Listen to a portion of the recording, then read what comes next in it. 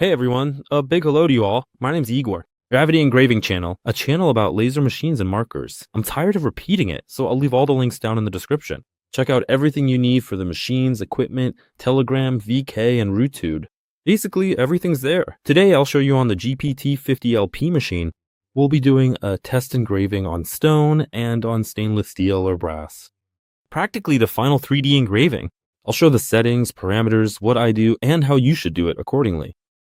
Where to start, where to go, how to start the machine, and basically how to work. I hope all of this helps. Our machine today will be my favorite, the GPT-50LP. It's, well, at least my favorite one that I work with. It's practically impossible to kill it.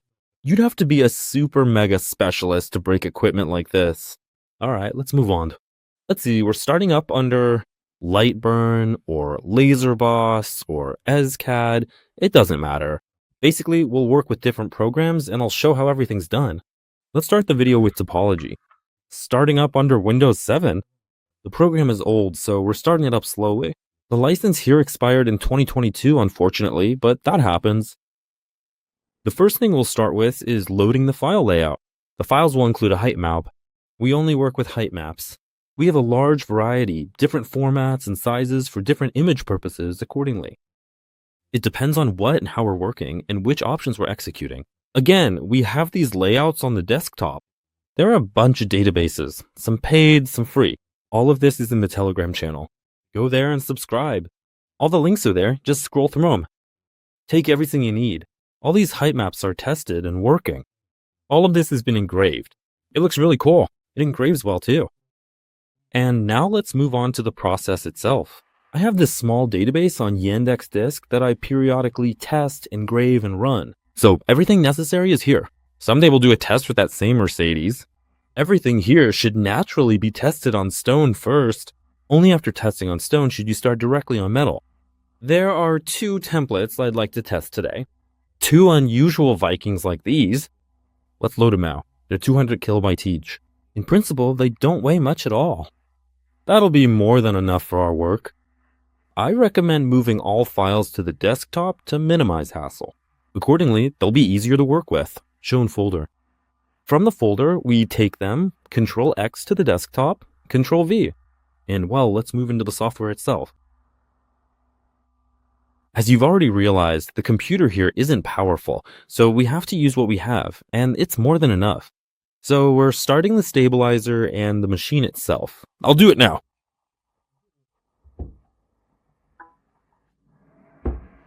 While the machine warms up, let's start up under EzCAD 2.0. I'll show some nuances, some points. We'll be working with a gray controller today, so either EzCAD 2.0 or Laser Emboss will be running. There won't be any other ways to work here than I occasionally film the Lightburn program on a GPT-58. So basically, I'm showing you everything you need. So here we already have preset, right here on the right side, preset settings that were made earlier. That is, I specifically set the speed to 3000, power to 60, and frequency to 80, meaning from 50 to 80 kilohertz, depending on the material being processed. If we're working with stainless steel or some other material, then the frequency can be from 150 to 240 kilohertz. Again, for this specific speed, for processing a fill unidirectionally with interruption or bidirectionally with interruption, we use, at least on my machine, I'll say it again, these bottom settings are very strictly personal and individual for each piece of equipment. Under no circumstances should you apply these settings and parameters to just any machine you want to adjust. It won't work that way. It's adjusted individually, depending on the source, the controller itself, the galvanic scanner, the lens, the work area, so there will be many factors. Then we have, again, changes in speed, power, and frequency. These are the parameters right here. To run our Laser Emboss program, I always recommend taking from the EzCAD folder. The plug folder, we transfer the mark config 7 file accordingly into our Laser Emboss, and thereby completely transfer all our settings. Turn off all unnecessary applications located in the system tray in the bottom right corner. Run as administrator. Wait for about 20 to 30 seconds. The actual launch of this controller, this application, this plugin is taking place. There, while it's loading, I'll launch Corel here at the same time. In Corel, we'll work on the layout itself. We're not going to use the layout as it is in its original state. There's nothing good about that. It needs to be done exactly as it should be. High quality, good, without extra corners, without anything. A frequently asked question is, how is it that your corners don't get engraved, but all of ours do? Well, it probably happens because I take any image and drop it into Corel. You can see here that it's not perfectly round, but that's enough for us. Although, of course, it would be interesting to work with a round one, I'm not going to finish drawing anything here right now. We're just running tests, and I'm showing how it's possible to work with these layouts. So it's clear here that we're missing a circle. So we take accordingly and create a circle. To make it clearly visible to us, we'll make it bright, saturated, and pleasant to look at. We'll center it on our image, vertically and horizontally. The circle size isn't enough, so we'll orient ourselves accordingly by the edges that are here. So essentially, we're cropping this template to get the dimensions we need. I'll be guided, well, at least by these things. The width is 93.6, 94 millimeters. 94. Press enter. Unlock it and do the same thing here. 94 millimeters. This template was taken from the public domain. I don't remember exactly where right now, but... Okay, stop. I mean, I can't recall exactly where, but it was in this state there. On the downside, I'll say it again, what we have here, unfortunately, is not the final layout. It's missing some of the details. To be honest, I'm not really worried about that. So our task here is to use what we've got. We can just fill it in with black. I'm not going to do that. I'll do it a bit differently. But Control-C, Control-G. Let's make the diameter 87. Control-Z, and let's lock the padlock again. And once more, the diameter is 87. Well, roughly. 87's a bit much. Let's make it 89. That's enough. Enough to make it more or less a complete image. Though it doesn't look that cool, of course, but let's say. Let's assume that 87 is more here, less there, as you can see, so I think it makes sense to go with 88.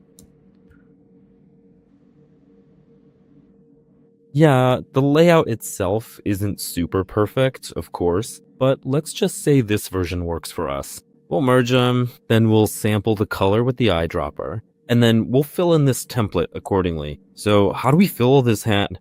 I don't quite remember how it was done here. Oh, great. Roughly speaking, it's filled. Let's remove the outline. Well, more or less, let's say, yeah.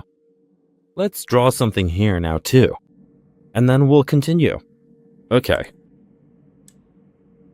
Let's make this kinda terrible version. I'll just throw something together for now. Okay. Invoke a curve. Here,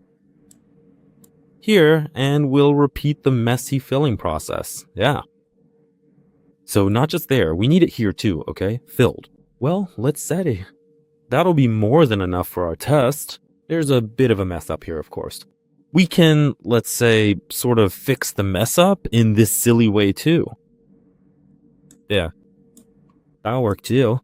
So we select the object and then we crop it. Press delete. We repeat the same thing here. Select and crop. I'm just doing this for the test, nothing more.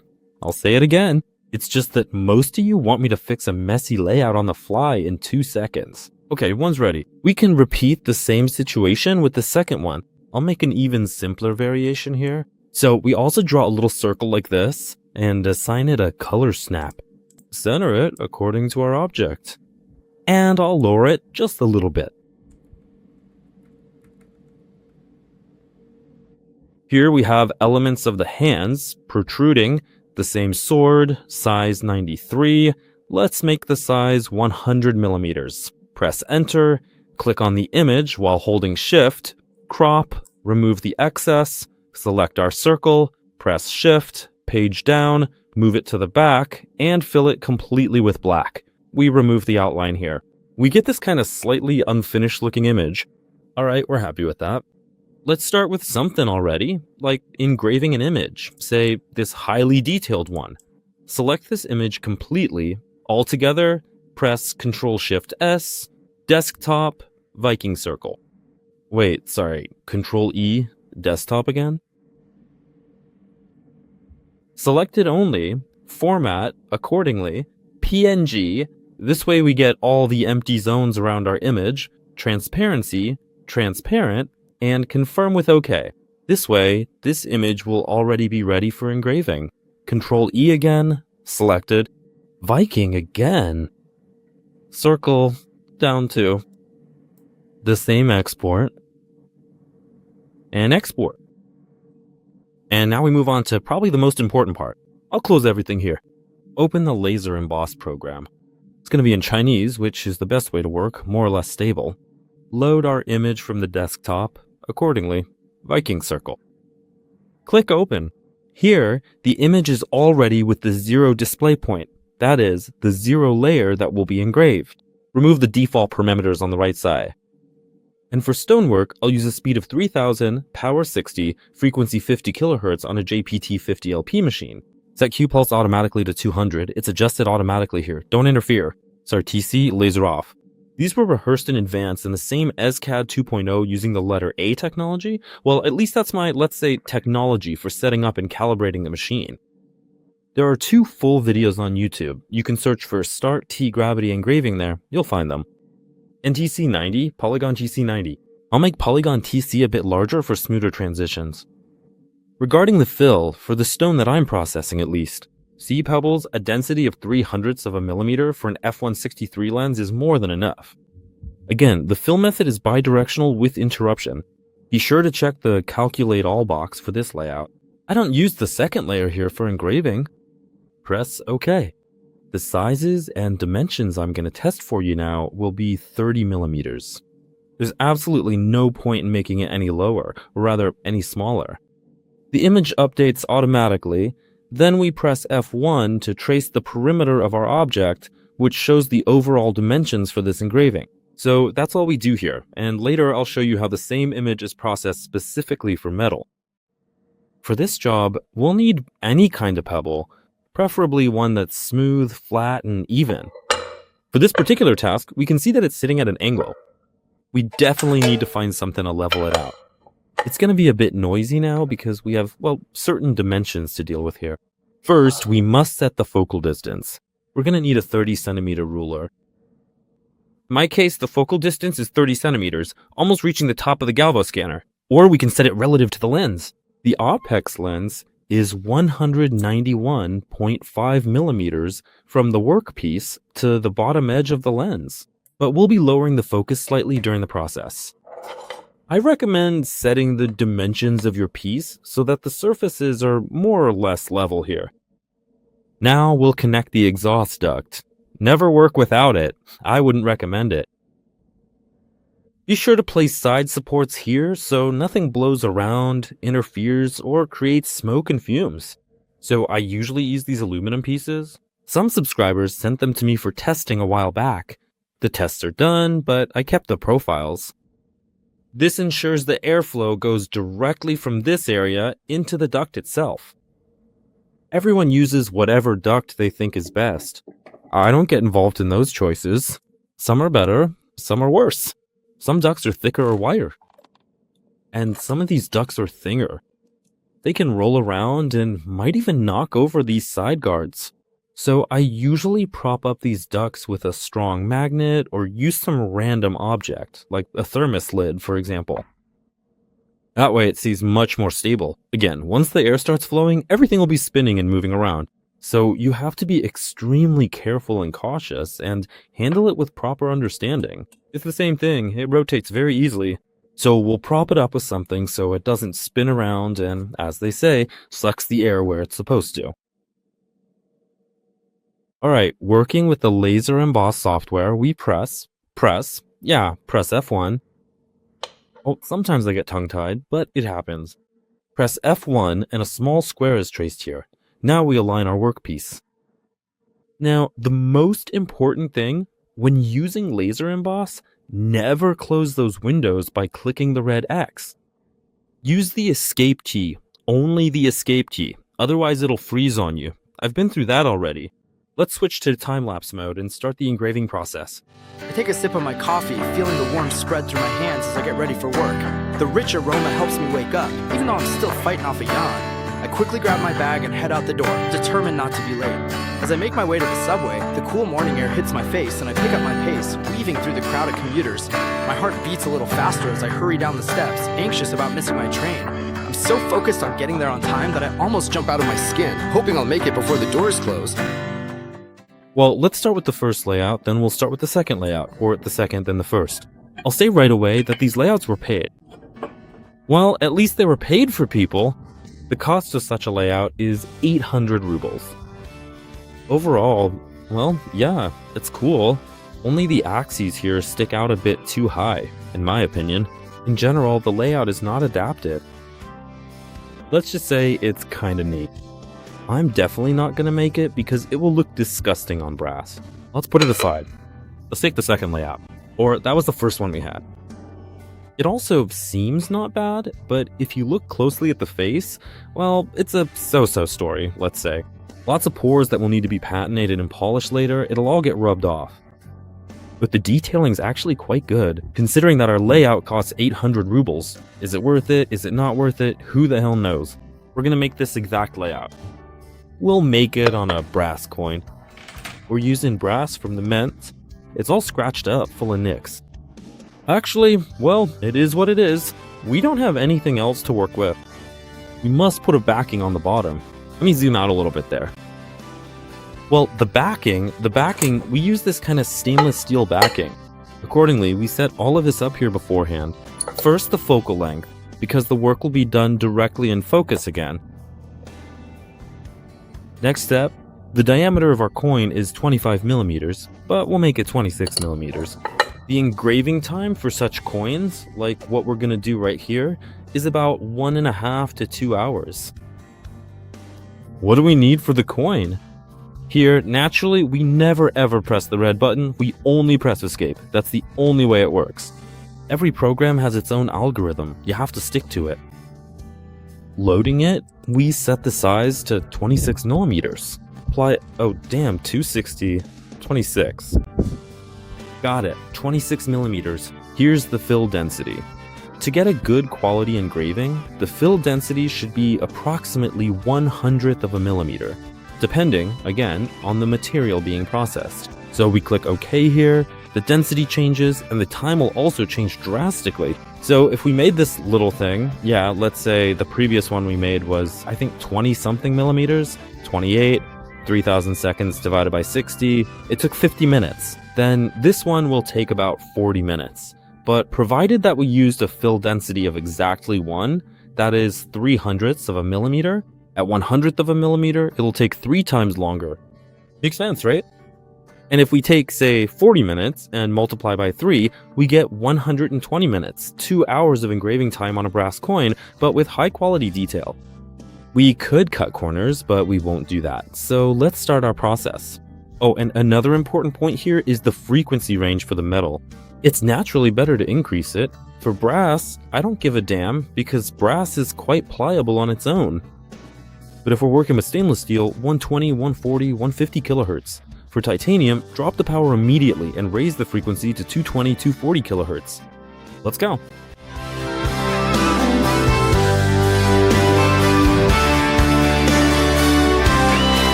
Let's take a look at the engraving process itself. Well, basically we got what we got.